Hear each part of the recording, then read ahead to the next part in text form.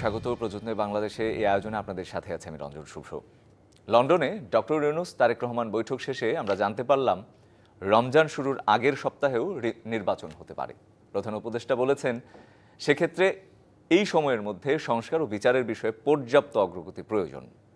জাতীয় নিরাপত্তা উপদেষ্টা খলিলুর রহমানও জানিয়েছেন শিগগিরই ভোটের তারিখ ঘোষণা করবে নির্বাচন কমিশন। এসব খবর উচ্ছ্বাস প্রকাশ করে বিএনপি বলছে আলোচনা ফলপ্রসূ হয়েছে। অন্যদিকে এনসিপি এই বৈঠকের বিষয়ে অসন্তোষ প্রকাশ করে বলেছে দেশের বিষয়ে সিদ্ধান্ত দেশেই হবে, বিদেশে গিয়ে নয়, আর জনগণও তা মেনে নেবে না। এসব মিলিয়ে আজকের আলোচনার বিষয়ে ইউনূস তারেক বৈঠক সব দলকে ঐকমত্য হবে।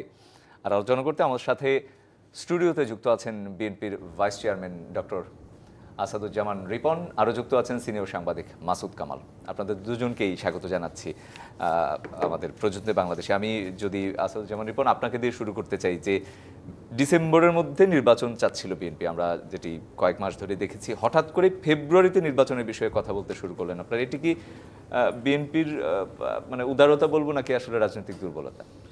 দেখুন, আসলে বিষয়টা ডিসেম্বর বা ফেব্রুয়ারির মাসের কোনো ইগোর ব্যাপার ছিল না। আমরা যেটা বারবার বলতে চেয়েছি যে একটা অনির্বাচিত সরকার দীর্ঘ সময় কন্টিনিউ করলে আপনার দেশের যে দায়িত্ব, দেশের প্রতি যে দায়িত্ব কর্তব্য যে পালন করার যে ব্যাপারটা থাকে, কারণ দেশ পরিচালনা করতে একটা রাজনীতি সংশ্লিষ্ট বিষয়, এর মধ্যে একটা রাজনীতি সংশ্লেষ থাকে এবং সারা পৃথিবীতেই আপনার রাজনীতিকরাই দেশ পরিচালনা করেন।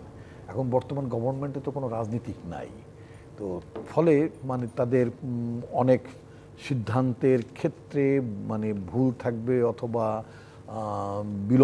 বিলম্ব হবে, অনেক কিছুই হবে এবং এটা দেশ খুব রাইট ট্র্যাকে যাবে না। আরেকটা বিষয় হচ্ছে যে সারা পৃথিবীতে বিশেষ করে অনুন্নত দেশগুলোতেই তো আপনার মানে গণ-অভ্যুত্থানের ঘটনা ঘটে। একটা মার্কিন যুক্তরাষ্ট্রে, যুক্তরাজ্য বা জার্মানি এই সমস্ত দেশে তো গণ-অভ্যুত্থান হয় না, তাই না? গণ-অভ্যুত্থান কেন হয়? এটা স্বৈরশাসন বিরোধী একটা অবস্থান থেকেই তো গণ-অভ্যুত্থান হয়, বা গণতন্ত্রের শূন্যতা থেকে মানে মানুষজন ক্ষুব্ধ হয়ে মানে অভ্যুত্থানের সূচনা করেন। তো এর পরবর্তীতে কি হয় আপনি যদি দেখেন, যে সমস্ত দেশগুলোতে গণ-অভ্যুত্থান হয়েছে, ইভেন যদি আপনি 69-এর তৎকালীন পাকিস্তানের কথা যদি আপনি চিন্তা করেন, সেখানে কিন্তু গণ-অভ্যুত্থানের ঠিক তার পরের বছর 70 সালেই কিন্তু আপনার নির্বাচনটা, এক বছরের মধ্যেই নির্বাচনটা হয়েছে। আপনি যদি শ্রীলঙ্কাও যদি দেন, সেখানে একটা গণ-অভ্যুত্থান হয়েছে, মানে খুব নিকট অতীতের কথা যদি চিন্তা করি, সেখানেও কিন্তু একটা নির্বাচন হয়েছে। তো নির্বাচনটাই হচ্ছে অ্যান্সার, অর্থাৎ জনগণ তার সঠিক প্রতিনিধি বেছে নেবে। এটি হচ্ছে জনগণের শাসন, জনগণের দ্বারা শাসন, এবং সেই শাসনে যাওয়ার প্রক্রিয়া আসলে একটা নির্বাচন। তো সেই জন্য বিএনপির চাওয়াটা হচ্ছে একটা রাষ্ট্রের গণতান্ত্রিক রূপান্তরের যে মানে কর্মসূচি, সে কর্মসূচিটা বাস্তবায়ন করতে গেলে একমাত্র নির্বাচনের মধ্য দিয়ে আপনি যেতে হবে। এর বাইরে আপনার যার কোনো বিধি ব্যবস্থা থাকবে না। আপনি অনেকগুলো সংস্কার করবেন, সে সংস্কারগুলো যদি আপনি আইনের মধ্যে আনতে চান, সংবিধানের মধ্যে আনতে চান, তাহলে আপনাকে ওই সংসদেই এই আইনগুলোকে কিন্তু আপনার অনুমোদন করতে হবে। তা সেই সংসদে যখন অনুমোদনের প্রশ্ন থাকে, তাহলে এটা নির্বাচিত সংসদ লাগবে, নির্বাচিত সরকার লাগবে। আমি যে কথাটি আপনার অনুষ্ঠানে বলতে চাই, আমাদের কিন্তু আরেকটা ব্যাপারও ছিল এই মানে ডিসেম্বর নির্বাচনে চাওয়ার ব্যাপারে। আপনি দেখবেন উন্নত দেশগুলোতে, আমি যদি খুব মার্কিন যুক্তরাষ্ট্রের উদাহরণটাই যদি আপনাকে দেই, যেমন দেখবেন যে ওদের 4 বছর পর পর যখন প্রেসিডেন্ট পদে যখন নির্বাচন হয়, প্রেসিডেন্ট যখন নির্বাচিত হন, ঠিক নির্বাচিত হওয়ার পরে সপ্তাহে বা 2 দিন পরেই তিনি কিন্তু রাষ্ট্রের দায়িত্বভার গ্রহণ করেন না। একটা নির্দিষ্ট সময়ের একটা ডেডলাইন থাকে, তখন তিনি প্রায় 4 মাস পরে যে তিনি প্রায় দায়িত্ব নেন। এই পিরিয়ডটাই নির্বাচিত হয়ে থাকেন কিন্তু আগেই, তখন লেখা থাকে যে প্রেসিডেন্ট ইলেক্ট, যেমন ট্রাম্প নবনির্বাচিত প্রেসিডেন্ট, মানে এক্স্যাক্টলি ইংরেজি তোরা বলে প্রেসিডেন্ট, একটা হাইফেন দিয়ে লেখে ইলেক্ট, প্রেসিডেন্ট ইলেক্ট। আচ্ছা, তো প্রেসিডেন্ট ইলেক্ট ট্রাম্প বা এর আগে বাইডেন ছিলেন বা ওবামা ছিলেন, তারা কি করতেন, যখন তার ফর্মালি যখন দায়িত্বভার গ্রহণ করবেন, 4 মাস পরে ওদের একটা নির্দিষ্ট ইলেকশনের মানে ক্যালেন্ডার থাকে, পাওয়ার টেক ওভারের ক্যালেন্ডার থাকে। হ্যাঁ, তখন কি করে ওই ট্রাম্প প্রশাসনের বা বাইডেন প্রশাসন অথবা ওবামা প্রশাসন, তাদের অ্যাডমিনিস্ট্রেশনে একটা ট্রানজিশন টিম থাকে, সে ট্রানজিশন টিমটা তখনকারকে টেক ওভার করে। যেমন মনে করেন আপনার একটা টিভি চ্যানেল, আপনার টিভি চ্যানেলে বর্তমানে ধরুন মিস্টার এক্স কোম্পানি এটার মানে মালিক, এখন যদি কোনো কারণে যদি ওয়াই কোম্পানি যদি এটাকে টেক ওভার করে, মালিকানা বদল একদম হয়, পরিষ্কার। জি। তাহলে কি না পরিষ্কার না? আপনার দর্শকের উদ্দেশ্যে বলতে চাই, তাহলে তারা দেখতে চাবেন এখানে কতগুলো কম্পিউটার আছে, কতগুলো কি আছে, সব বুঝে টুঝে তারপরে তো টেক ওভার বা হ্যান্ড ওভার হয়। তো তেমনি আমাদের দেশের সবচেয়ে দুর্বলতা যেটা, আমাদের দেশ বা অনেক কিছু কিছু দেশে প্রবণতা আছে, আমি আজকে নির্বাচিত হলাম, দুদিন পরে শপথ নিচ্ছি, তারপরে আমি প্রধানমন্ত্রী হচ্ছি, মন্ত্রিসভা গঠন করছি, আগের সরকার কি করে গেল, কতটুক পেলাম, কি বুঝে পেলাম, আমার কোনো বোঝার অবস্থা থাকে না। আমি যে সচিবগুলো যে কি করলাম, কিছু বদল করলাম, কিছু রাখলাম, আমি কোনো প্লেন পিকচার পাই না। একটা ট্রানজিশন টিমকে কাজ করার সুযোগ দিতে হয়, এটি হচ্ছে আপনার মডার্ন ডেমোক্রেসিতে সেটা ওয়ার্ক করে। তো যদি ডিসেম্বরে যদি আমরা যেটা সংস্কারের কথা বলছি না, আমরা অনেক সংস্কারের কথা বলি, ডিসেম্বর যদি নির্বাচন হতো, ইভেন আমরা ফেব্রুয়ারিতে, ইভেন মার্চেও যদি গভর্নমেন্ট বলতো ঠিক আছে মার্চে হ্যান্ড ওভার হবে বা টেক ওভার করবে নতুন গভর্নমেন্ট, তাহলে কি করতো, নতুন গভর্নমেন্ট দেখতো যে এই যে অন্তর্বর্তীকালীন সরকার, তারা দেশটাকে কোন হাসিনা লুটপাটের পরে স্বৈরশাসনের ফলে কী ধরনের প্রশাসন রেখে গেলেন, কী ধরনের অর্থনৈতিক ব্যবস্থা রেখে গেলেন, এবং সেখান থেকে তাদের পরবর্তী কর্ম পরিকল্পনা করাটা কি হবে ইজি হতো। একদম পরিষ্কার। সেই জন্য আমরা নির্বাচন এভাবে চেয়েছিলাম। এটার সাথে কোনো আপোষ করার ব্যাপার নাই, সরে আসার ব্যাপার নাই, পেছনে পড়ার ব্যাপার নাই। আর রাজনীতি হচ্ছে, politics is an art of reconciliation, politics is an art of adjustment. এটা একটা আর্ট, এটা কৌশল। একদম পরিষ্কার। আমি একটু মাসুদ কামালের কাছে যেতে চাই। এই বৈঠক আমরা শুনলাম, বৈঠকে কি আলোচনা হলো, এই বৈঠকের মধ্যে দিয়ে কি আসলে এক ধরনের রাজনৈতিক অস্থিরতা, সংকট যাই বলেন এগুলো, সেটি কি কাটতে শুরু করলো কিনা, যেটি বারবারই বলা হচ্ছে সব দলের ঐকমত্য যে বিষয়টি, সেটিও কি শুরু হলো? সব দলের ঐকমত্য হওয়াটা কোনো জটিল ব্যাপার।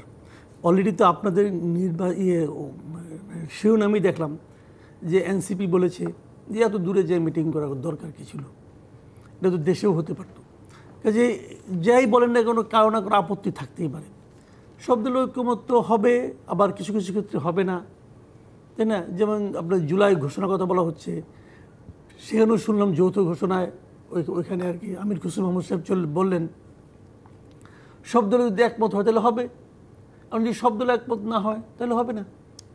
কারণ সব দলকে আপনি পাবেন কিনা, একমত করতে পারবেন কিনা, এগুলো কিন্তু অনেকগুলি এখানে যদি কিন্তু এগুলো কিন্তু আছে। তারপরেও আমি মনে করি যে বৈঠক মানেই ভালো, আলোচনা মানেই ইতিবাচক একটা কিছু। আলোচনা যদি না করি, আমি যদি আপনার সঙ্গে কথাই না বলি, তাহলে আমি কি চাই, কেন চাই, সেটাই আপনি বুঝবেন কিভাবে, আপনারটাই আমি বুঝবো কীভাবে।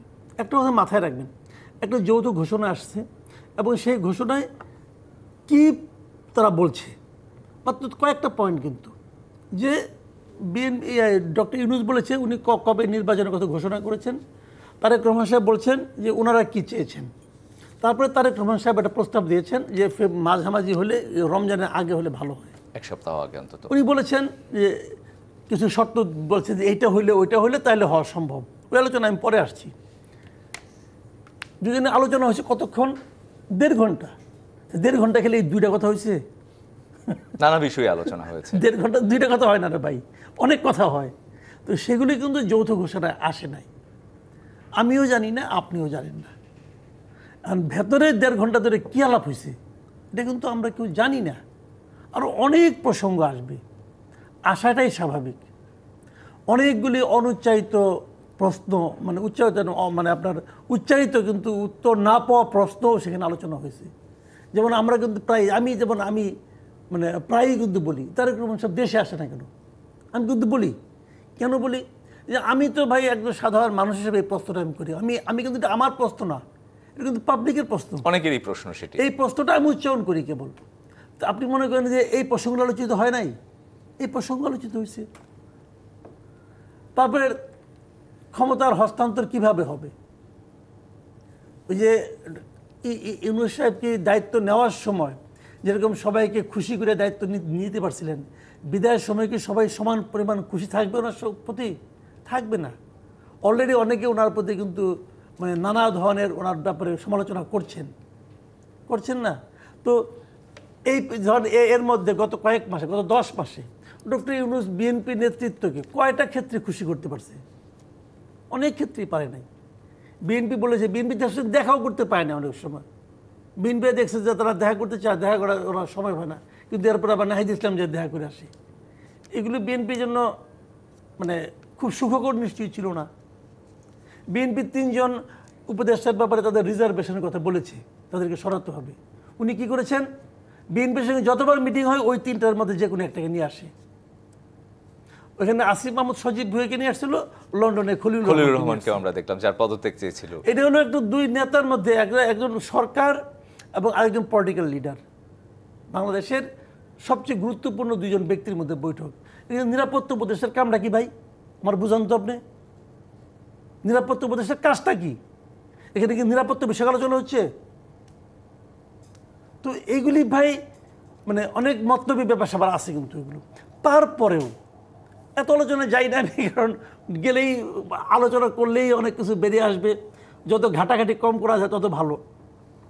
কিন্তু তারপরেও একটা জিনিস কি জানেন, আমির খসরু মাহমুদ চৌধুরী সাহেব বলছে যে আমরা খুব সন্তুষ্ট, কারণ বিএনপি সন্তুষ্ট।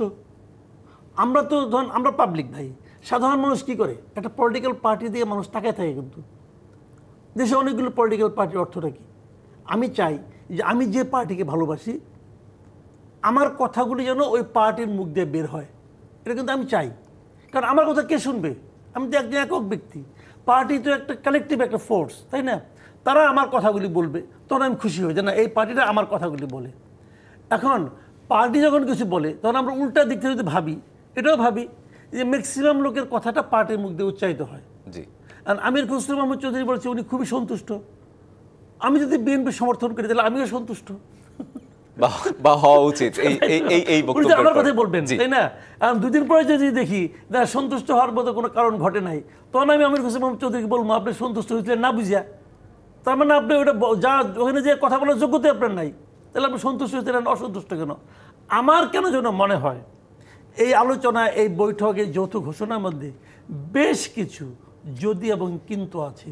আমার ধারণা পরবর্তী যখন বলবো তখন আমি বলতে পারবো। আসবো সেই প্রসঙ্গে। আমাদের সাথে বিএনপি নেতা ডক্টর আসাদুজ্জামান রিপন আছেন। আপনার কাছে আমি জানবো, মাসুদ কামাল যেটি বলছিলেন যে নানা কিছু আলোচনা হয়েছে, সেই ব্যাপারে আসলে আপনারা কিছু জানতে পেরেছেন কিনা সেটি জানবো। আর আরেকটি বিষয় আমি জানতে চাই, দুটি বিষয় মূলত, যে এই যে আজকে বৈঠক হলো সেটি তো নিশ্চয়ই আসলে মানে হুট করে আজকেই হয়ে যায়নি, আগে থেকেই আসলে প্রস্তুতি ছিল কিনা, বা যেসব বিষয় আলোচনা সেগুলোর মধ্যে সরকারের সাথে আপনাদের কোনো আলোচনা হয়েছিল কিনা। এবং মাসুদ কামাল একটি কথা বলেছেন, আমারও প্রশ্ন থাকবে যে যেই নিরাপত্তা উপদেষ্টার পদত্যাগ আপনারা দাবি করেছিলেন তিনিও ছিলেন, এই বিষয়টিকে কিভাবে দেখছেন? ধন্যবাদ আপনাকে। দেখুন, আপনার যে কোনো আলোচনা যখন হয় তার তো একটা গ্রাউন্ড ওয়ার্ক থাকে, খুবই স্বাভাবিক। তো গ্রাউন্ড ওয়ার্ক ছিল না থাকলে সময়ক্ষণ দিন কিভাবে নির্ধারিত? চিফ অ্যাডভাইজার আপনার যাবেন, লন্ডন সফরে যাবেন, তারপরে সেখানে আমাদের পার্টির ভার্চুয়ালি তিনি আমাদের পার্টির শীর্ষ নেতা এখন, তাই না? ডিফ্যাক্টো লিডার তো তিনি। তো তিনি তার সাথে একটা সভা হবে, আলোচনা হবে, এটা তো খুব অস্বাভাবিক কিছু না, বরং খুবই স্বাভাবিক। আমাদের দলের তরফ থেকে পার্টির মহাসচিব এবং অন্যান্য নেতৃবৃন্দ দেখা করেছেন, তো সেখানেও পার্টির সিদ্ধান্তক্রমেই তারা আলোচনা করেছেন, বা মানে পার্টির মতামতগুলো তারা সেখানে প্রকাশ করেছেন।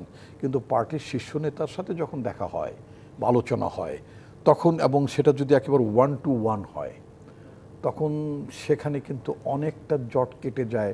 ওই যেটা মাসুদ কামাল যেটা বললেন, যে আলোচনার মধ্য দিয়ে পরস্পরকে জানা বোঝা যায়। আপনার আই কন্ট্যাক্ট, ফিজিক্যাল কন্ট্যাক্ট একটা ভেরি ইম্পর্টেন্ট বিষয়। আপনার বডি ল্যাঙ্গুয়েজও তো আমি বুঝতে পারি, আপনার জেস্টারটা তো আমি রিয়ালাইজ করতে পারবো নাকি?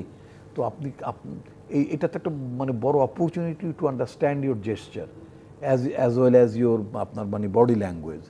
মানে এটা উভয়ের জন্যই আমি বলছি। আমার বিএনপির অ্যাক্টিং চেয়ারম্যান, তার বডি ল্যাঙ্গুয়েজ জেস্টারও যেমন ডক্টর ইউনূস তিনি অনুধাবন করতে পেরেছেন, এবং তারটা মানে ওনার বিষয় আমাদের তরফ থেকে আমাদের পার্টির অ্যাক্টিং চেয়ারম্যান তিনি অনুধাবন করতে পেরেছেন। আমার কাছে যেগুলো মনে হয়, কারণ in fact I had not been দিয়ার, আমি তো ছিলাম না, বাট ছবিতে যেই মানে বডি ল্যাঙ্গুয়েজ যেটা দেখলাম, যেটা আমার কাছে যেটা মনে হলো, তাতে আমার কাছে মনে হলো যেটা বেশ মানে কি বলে, একটা ফুটবল ডিসকাশন হয়েছে, আউটকামটা ভালো হয়েছে, এবং একটা মানে সৌহার্দ্যপূর্ণ মানে মানে পরিস্থিতি ছিল। আমাদের পার্টির চেয়ারপারসন নিরাপত্তা উপদেষ্টা ছিলেন সেখানে, বেগম খালেদা জিয়া, মানে তারও আপনার মানে শুভেচ্ছা মানে পৌঁছে দেওয়া হয়েছে।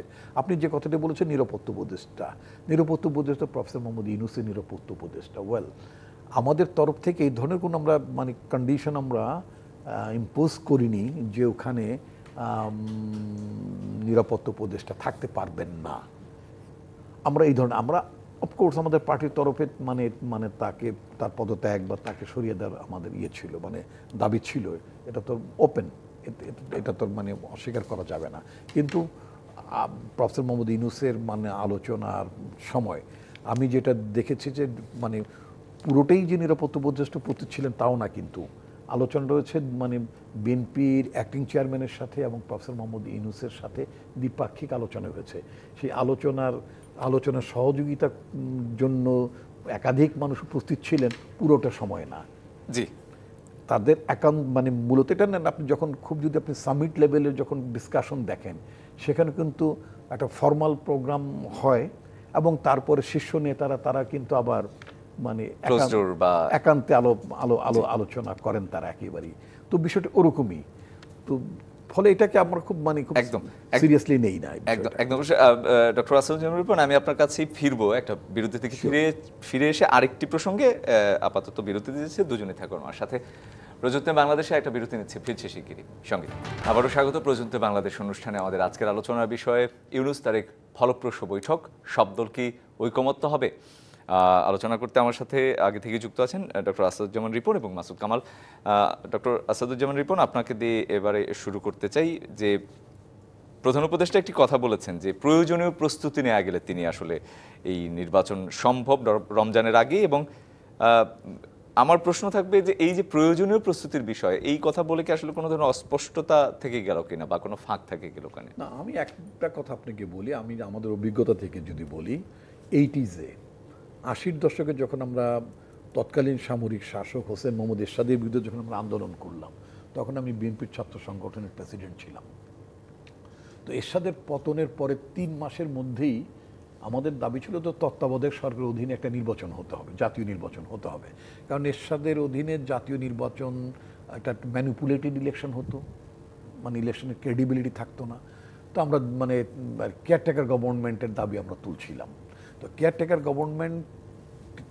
গভর্নমেন্টের হেড হিসেবে তৎকালীন আমাদের সর্বোচ্চ আদালতের প্রধান বিচারপতি জাস্টিস শাহাবুদ্দিন, তিনি ওটার মানে সব দলের মতামতের ভিত্তিতে তিনি প্রেসিডেন্টের দায়িত্ব গ্রহণ করলেন এবং তার অধীনে একটা নির্বাচন হলো 91 সালে 91 সালে যে মানে যে গভর্নমেন্টটা হলো আর কি।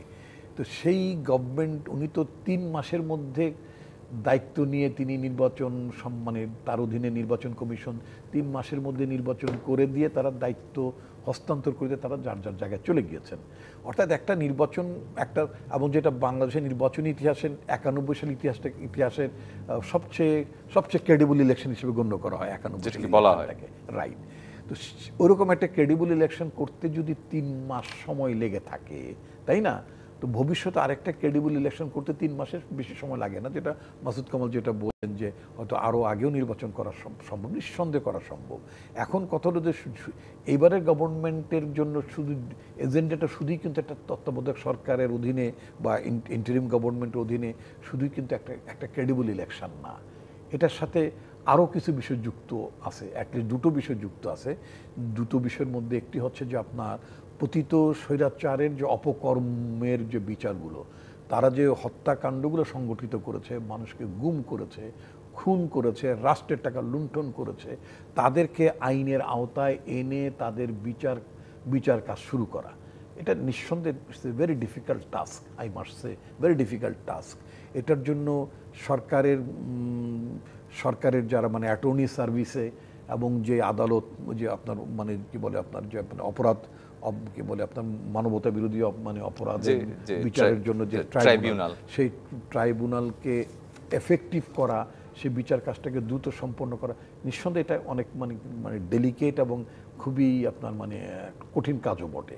তো সেই কাজের একটা চ্যালেঞ্জ নিঃসন্দেহে আছে, সেই কাজটা শুরু করতে হবে। এটা নয় যে একেবারে বিচার শেষ করে আপনাকে নির্বাচন করতে হবে, তা না কিন্তু, কারণ বিচার তো অনেক দিন চলবে। ইন্টারন্যাশনাল যদি আপনি আইসিটি ইন্টারন্যাশনাল মানে যে আপনার কোর্ট অফ যেটা আছে মানে ক্রাইমসের জন্য যে ট্রাইব্যুনাল আছে, সেখানেও কিন্তু আপনার বিচার অনেক দিন ধরেই হয়। মানে প্রয়োজনীয় প্রস্তুতি কথাটা কি আসলে আমি এটাকে আমি পজিটিভলি নিতে চাই, আমি যে জন্য বললাম অনিশ্চয়তা তৈরি করে না, আমি পজিটিভলি নিতে চাই, যেটা আমি জাস্টিস শাহাবুদ্দিনের 91 সালের নির্বাচনী ইতিহাসটা টানলাম। সেখানে 3 মাসের মধ্যে নির্বাচন করা সম্ভব হয়েছিল আমাদের জন্য। কিন্তু এখন যদি দুটো মেজর টাস্ক আছে, একটা হচ্ছে যে আপনার মানে মানবতা বিরোধী অপরাধের সাথে জড়িত যারা, তাদের বিচারের সম্মুখীন করা, লুণ্ঠিত টাকা ফেরত আনা এবং অন্যান্য অপকর্ম যারা করেছে মানে লাস্ট ফ্যাসিস্ট গভর্নমেন্টের লোকজন, তাদেরকে আইনের আওতায় এটা একটা কাজ। দ্বিতীয় কাজ হচ্ছে একটা রিফর্মটা কি, রিফর্ম কথাটা বা সংস্কার কথাটা মানে ব্যাপক প্রচলিত, ব্যাপক ব্যবহৃত। এইটাকে এই রিফর্মের কাজটা একটা গতিশীল অবস্থায় যাওয়ার জায়গা দরকার। ইতিমধ্যে সরকার বলেছেন রাজনৈতিক দলগুলো যতটুকু ক্ষেত্রে তারা অ্যাগ্রিড হবেন, ঐকমত্যে পৌঁছবেন, সেগুলো তারা বাস্তবায়ন করবেন। আমার জানা মতে মোর দেন 100 প্রপোজালস অলরেডি কিন্তু পলিটিক্যাল পার্টিসগুলো বিভিন্ন মিটিংগুলো তারা সম্মত হয়েছেন। তো সেগুলো বাস্তবায়ন করা কোনো কঠিন ব্যাপার না, একদম পরিষ্কার। আপনি এটাকে ইতিবাচক হিসেবে দেখতে চান? আমি বিষয়টাকে স্টিল আমি মানে ইতিবাচকভাবেই দেখতে চাই। আমি মনে করি যে এই কাজগুলো যদি মানে গ্রহণ করি আমরা, তাহলে তো সমস্যা নেই, নির্ধারিত সময়ে সেগুলো শেষ করা সম্ভব। একদম। মাসুদ কামাল, জি, যে কোনো অস্পষ্টতা দেখতে পাচ্ছেন কিনা, বা কোনো ফাঁক থেকে গেল কিনা? আমার এখন কি বলবো, আমি কথা বলে তো অনেকে মনে করে যে সব কিছুর মধ্যে আমি আসলে একটা মানে নেগেটিভ কিছু দেখি। ঠিক নেগেটিভ না। দেখেন প্রধান উপদেষ্টা কি বলেছেন, বিএনপি মানে ভারপ্রাপ্ত চেয়ারপারসন উনি কিন্তু স্পষ্ট করে বলছেন, উনি স্পষ্টভাবে বলছেন যে আগামী বছর রমজানের আগে নির্বাচন আয়োজন করার জন্য উনি একটা প্রস্তাব দিয়েছেন। ডিসেম্বরে করলে ওটা রমজানের আগেই হয়, কোনো সমস্যা নেই, উনি একটা প্রস্তাব দিয়েছেন। প্রধান উপদেষ্টা কী জবাব দিয়েছেন? তিনি বলছেন যে উনি প্রথমে বলছেন যে আমি এপ্রিলে একটা ডেট ঘোষণা করছি। তারপরে উনি বলছেন, কথাগুলি খেয়াল করেন, সব প্রস্তুতি সম্পন্ন করা গেলে 2026 সালে রমজান শুরুর হওয়ার 1 সপ্তাহ আগেও নির্বাচন হতে পারে। এখানে কিন্তু দুটো কথা, এখানে কিন্তু কোনো স্পষ্ট কিছুই নাই। একটা হলো সব প্রস্তুতি সম্পন্ন করা গেলে, কে সম্পন্ন করবে? তারেক রহমান করবে, আপনি করবেন, রিপন ভাই করবেন, আমি করব, ডক্টর ইউনূস করবেন। ডক্টর ইউনূস যদি সব কিছু প্রস্তুতি সম্পন্ন করতে পারেন, তাহলে ওই সময়ে করা যেতে পারে, তাও শিওর না। মানে সব প্রস্তুতি সম্পন্ন করলো, করার পর আপনি বলবেন যে আপনি তো বলছেন সম্পন্ন হয়েছে, আপনি করেন। উনি বলছেন না, আমি তো বই নিয়ে আমি করবো, আমার প্রস্তুতি শেষ। আমি বলছি যে করা যেতে পারে, নাও করা যেতে পারে, করা যেতে পারে। আচ্ছা, তারপর উনি বলছেন সেক্ষেত্রে সেই সময়ের মধ্যে সংস্কার ও বিচার বিষয়ে পর্যাপ্ত অগ্রগতি অর্জন করা প্রয়োজন হবে। মানে ভাষাটা সাধারণ মানুষের ভাষা নয়, এই ভাষা পরতে পরতে চাতুর্য আছে, পরতে পরতে চাতুর্য আছে। কেন? ওনারা কি জানেন না যে এই জিনিসটা সারা দেশের মানুষ আগ্রহ নিয়ে বসে আছে? ভাই সরাসরি বলেন না, কোনো ঝেড়ে কাশে নাই তারা, নানা রকম ইফ বাট মানে যদি কিন্তু, এগুলি অনেক কিছু বইলে একটা কথা বলছে, মানে থাপ থুপ দেওয়া, বুঝ দেওয়া আর কি। শুনেন, বিএনপির জন্য এগুলি কিছু যায় আসে না। বিএনপি জানে তাদের কি হবে, নির্বাচন হলে কি হবে। তুমি আজকেও নির্বাচন দিবা, কালকে হলে দিবা, পরশু হলে দিবা, তুমি তো অনন্তকাল থাকতে পারবা না। ওই যে ঈদগার মাঠে নামাজ পড়তে গেলে কে কইছে 5 বছর, কেউ বলছে আজীবন, ওইগুলি কোনো বেল নাই। আপনাকে তো আলটিমেট ইলেকশন দিতে হবে, পরে দিলে পরের মতো আচরণ হবে, আগে গেলে আগের মতো আচরণ হবে, কোনো সমস্যা নাই। কিন্তু এই জন্য বিএনপির কোনো মাথা ব্যথা নাই। বিএনপিকে ঠিক আছে, যা বা তুমি করো। কিন্তু কোশ্চেনটা হলো যে ওনাদের টেন্ডেন্সিটা কি? ওনাদের যে টেন্ডেন্সি, এটা ভালো না। কথা ঝেড়ে কাশেন, বলেন সব প্রস্তুতির কি, প্রস্তুতির বিষয়ে কি উনি বলতে চাচ্ছেন? উনি বলতে চাচ্ছেন যে বিচার করবেন, উনি বলতে চাচ্ছেন যে সংস্কার করবেন। বিচার কে করবে? বিচার কার করবেন? বিচার কি আপনি এক শেখ হাসিনার করবেন, নাকি সারা দেশের সমস্ত দুর্বৃত্তের বিচার করবেন? কোনটা করবেন? বিচারে কি ক্রাইটেরিয়া ঠিক করছেন পর্যন্ত আপনি? বিচার কি পার্টিরও করবেন? তো এইটা যদি করতে যান, সবগুলি বিচার যদি আপনি 6 মাসের মধ্যে শেষ করতে চান, ডিসেম্বরের মধ্যে শেষ করতে চান, তাহলে তো আর দুনিয়ার বিচার সব বাদ দিতে হবে। বাংলাদেশের আদালতের কি সেরকম সক্ষমতা আছে? বাবুর সাহেবের কথা খেয়াল আছে? 2013 সালে ফাঁসির রায় হয়েছিল, ফাঁসি মানে এই 12 বছরে পারছে? কি মানে পায় নাই? গভর্নমেন্টের কি আগ্রহ কোনো কমতি ছিল? এটাই বিচার প্রক্রিয়া। কমতে ছিল, তারা চায় নাই। আমি এটা জানি না, আপনি বলুন। একটু ঢুকি আপনার কথার মধ্যে। বলেন, শুনি, আপনি শুনে নিই। বিষয়টা হচ্ছে যে গভর্নমেন্ট নিজেরা কনভিন্স ছিল যে যে অপরাধে, অর্থাৎ এই 21 আগস্টের গ্রেনেড হামলার সাথে বা এটার নায়ক বা ঘটনাটা সংগঠিত করেছেন বাবরের পরিকল্পনা ইত্যাদি ইত্যাদি, এটা গভর্নমেন্ট কনভিন্স ছিল যে বাবর এটার সাথে জড়িত ছিলেন না, কিন্তু পলিটিক্যালি ড্যামেজ করার জন্য বিএনপিকে, তৎকালীন বিএনপি গভর্নমেন্টকে, এবং যেহেতু বাবর তৎকালীন স্বরাষ্ট্র মন্ত্রী ছিলেন, এইখানে যাতে বিএনপি চাপের মধ্যে পড়ে সেজন্য কি করলেন, রায়টা দিলেন ফাঁসির, কার্যকর করলেন। কেন কার্যকর করবেন? একটা মানুষের জান যাওয়া, তো তাই না? ওইটা তো মনে করেন আপনার সাকা চৌধুরীর ক্ষেত্রে তো ওই সময় নেয় তারা, একটা মানুষের জান যাওয়া। তো না সালাউদ্দিন কাদের চৌধুরী জান যায় নাই। এটা একটু আবার সালাউদ্দিন কাদের চৌধুরীর বিষয়টা আরেকটা রেটরিক, কি আমি আপনাকে আসছি। তো এটা হাসিনা গভর্নমেন্ট জানতো বাবর এটার মধ্যে ইনভলভ না, আব্দুল সালাম পিন্টু অফ টাঙ্গাইল ইনভলভ না, সেজন্য যত দিনের শেষে যত বড় অপরাধী হোক, তারপর একটু। আর সাকাত চৌধুরীর ব্যাপারটা ডিজাইন্ড। আমি যে ব্যক্তি, এটা আমার দীর্ঘ ব্যাখ্যা আছে, এটা এখন বলতে পারবো না। সাকাত চৌধুরীকে ফাঁসি দিতে হবে এই কম্পালশন থেকে, বাইরের নির্দেশ থেকে শেখ হাসিনাকে ওটা এক্সিকিউট করতে। জি, নিশ্চয়ই সেটি নিয়ে অন্য আরেকদিন আলোচনা করবো। মাসুদ কামাল, আমরা একদম না, আমি সেই কথা বলছিলাম যে এইগুলো আসলে কিন্তু একটা লং টার্মের ব্যাপার, যে কথা বারবার বলা হচ্ছে যে আপনি এইগুলো করে তারপরে করতে পারবেন, এই শর্তগুলো রাখার তো কোনো দরকার ছিল না।